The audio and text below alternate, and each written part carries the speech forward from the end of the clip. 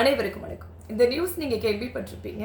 இருந்தாலும் ஒரு நல்ல விஷயத்தை ஞாபகப்படுத்துறதுக்காக தான் இந்த பதிவு. உங்களுக்கு தெரியலை அப்படின்னு நான் சொல்ல மாட்டேன். தெரியும், நிறைய பேர் செய்ய தவறிடுறோம்.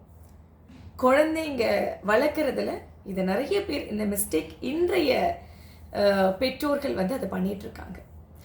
ஒரு 20 வயது பையன் சிக்கன் பிரியாணி வாங்கிட்டு அதில் விஷத்தை கலந்து தாத்தா, அம்மா, தம்பி இவங்களுக்கு கொடுத்துருக்கான். அதனால் அவங்க அம்மா, தாத்தா இறந்துட்டாங்க.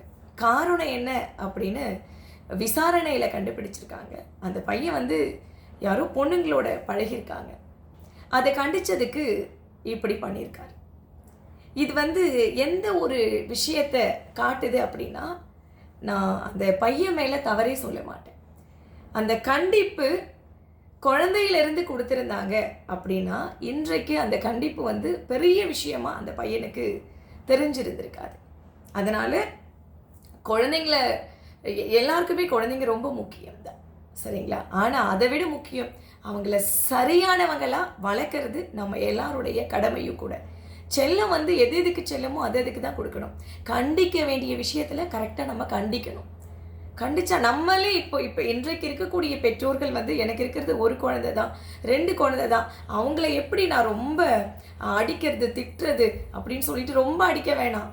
கண்டிக்க வேண்டிய விஷயத்துக்கும் கண்டிக்காமல் விட்டுடுறாங்க. அதனால தான் இந்த மாதிரியான நிகழ்வுகள் நடக்கிறதுக்கான காரணமாக இருக்கும் அப்படின்னு நான் நினைக்கிறேன். அதனால தப்பு அப்படின்னா இது தவறு, இது பண்ணக்கூடாது அப்படின்றத குழந்தைங்க கிட்ட சொல்லுங்க.